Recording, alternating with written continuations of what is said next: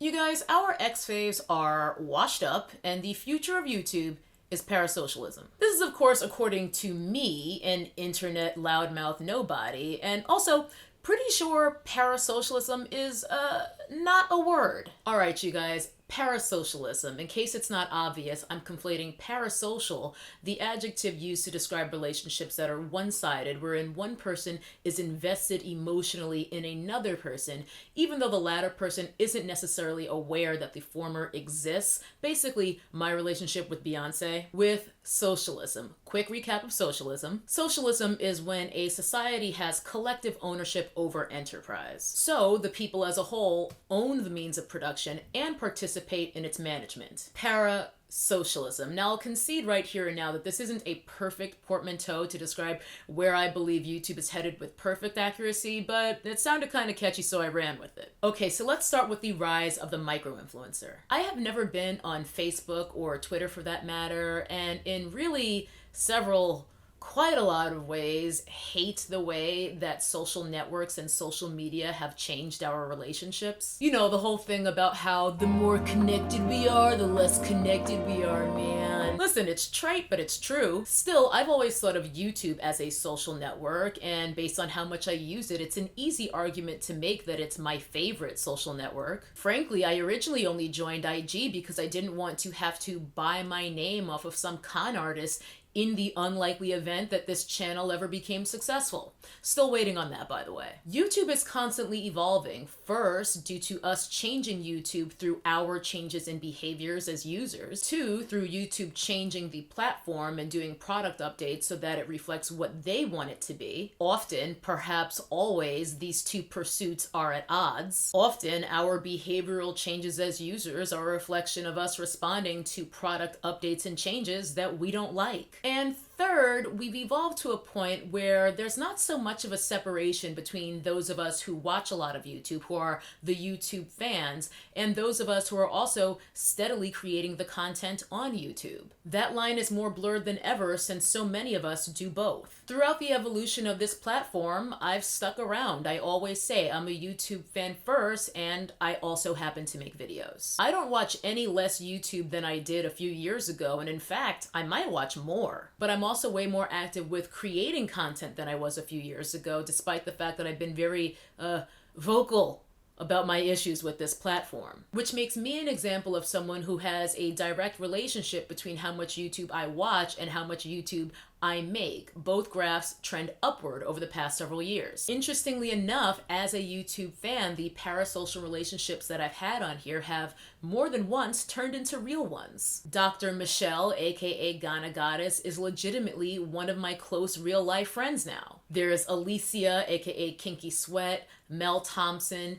Justin, aka King of Reeds. I could go on, but these are all people who I consider to be friends of mine, and we all met through YouTube. And I'm so happy when my YouTube friends, and this includes the parasocial ones, the people who don't know I even exist, I'm thrilled when they reach a new milestone or get some other kind of recognition. Frankly, I'm just happy whenever they upload a new video because it means I get to spend some time with them that day. It's not sad. So all of these parasocial relationships that we have, particularly with micro-influencers, we feel invested in the success of these smaller creators whom we support because in so many ways, it feels like we too are succeeding by proxy. And I know a lot of you guys, applaud our micro faves when they score a sponsor for a video. Let's keep it a buck. If a company is reaching out to me for a video, then they must really stand behind their product. Most brands out here are staying the hell away from content creators who are, honest. Telling the truth, being honest, being trustworthy, these are qualities that can often doom the micro-influencer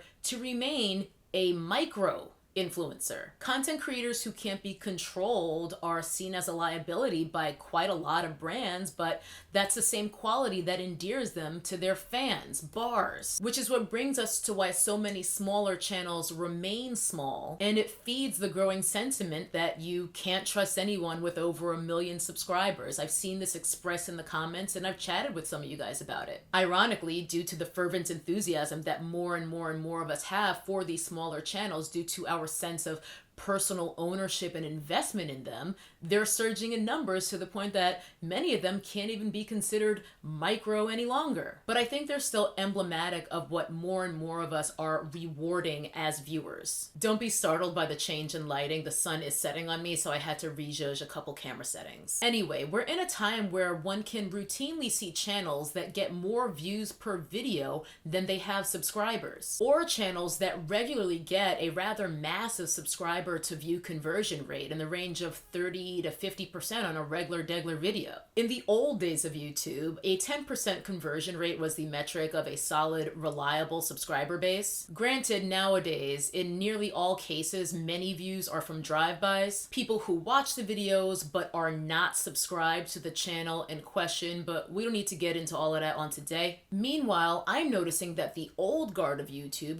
these channels that have been around and many of which now have subscribers in the millions, can't even hit that 10% conversion rate. I see it with the booty gurus, natural hair channels, and even the bundle queens, the wig and weave focused channels. In short, the measures of YouTube's success are changing, and drastically. We can no longer look at a person's subscriber count, see millions, and assume that person's killing the game, because a lot of the big channels ain't. Even in makeup land, the smaller channels who typically don't get a lot of exposure and don't get a lot of PR, more and more people are flocking to these channels for information, reviews, what have you, rather than the old school booty gurus. For a lot of us, it's no longer interesting to see what so-and-so with 2, 3, 4, 5 million subscribers has to say about the newest mascara. More value is being placed on people we actually relate to and who typically have to buy the makeup with their own money. Big YouTubers are by no means dead, nor do I think that they're going away. But it ain't what it used to be for a lot of them, and I don't think it ever will be again. I think the influencer bubble is bursting, if she ain't already busted. Viewers are savvy and far more judicious, and I think they're taking a lot more ownership in the channels that they choose to support. In some fairly profound ways, it's a part of how we shape our identities. What you like is what you are like. Who you like is who you are. I'm not saying this is true across the board. I'm just saying that these thought processes influence our behaviors frequently. 60% of the time, it works every time. Big YouTubers with millions of followers frequently can't even hit 2,000 views in the first hour of their upload. I keep seeing it, and it's shocking. Channels like As Told by Kenya, D'Angelo Wallace, Smoky Glow, to me, these are the faces of the micro-influencer renaissance, if you will. This is the dawn of the age of parasocialism on YouTube. And I think a lot of their success has to do with the fact that it's human nature to want to feel like you're part of a rebellion, that you're part of a movement, to want to feel that we have a stake, some sense of collective ownership in our respective subreddits of YouTube. Rather than having only those who have become YouTube rich and then those who haven't even qualified for monetization yet, we have this middle or working class of YouTube emerging, where people, a lot of people, are doing well enough with 100,000, 200,000, 300,000 subscribers. Because let's be clear, though those do sound like big numbers, and I would be grateful to hit any of them, from a metric standpoint, they're middling. And there even seem to be suites or clusters of these micro-influencers where there's a ton of cross-pollination with their supporters. If you're parasocial friends with this one creator, then the odds are high that you also parasocially love these other 3 creators. And you can even run into some of the same people over and over again in the comments section under the videos on the various channels and kind of bond in your investment in this group of people. Now, the algorithms see to this by suggesting certain channels and certain content to us. You're even pretty transparent about it. My recommendations say things like Whitney Hedrick viewers also watch so-and-so. Based on the truly blood-curdling amount of personal data that Google and YouTube have on us, it is not mere happenstance that they're so able to accurately create these channel bundles, and it's also why this cross-pollination of audiences is becoming more and more pervasive. With that, I am going to stop there, and I've decided on the fly that I'm going to make this tea talk a 2-parter. I just have way too much more to get to, and I don't want this video to be an hour long, so let's call it for today, and we will pick things up with my remaining thoughts in a part 2. I'm parched, the sun is setting, all signs are pointing to let's wrap this up. That is going to do it for this part of this tea talk. I will do my best to get part 2 shot, edited, and uploaded for you guys as soon as I can. But until then, I will leave you with one bit of advice, and that is to never trust anyone with a Morphe code. Bye-bye. That's a nappy-headed hose there, I'm going to tell you that now.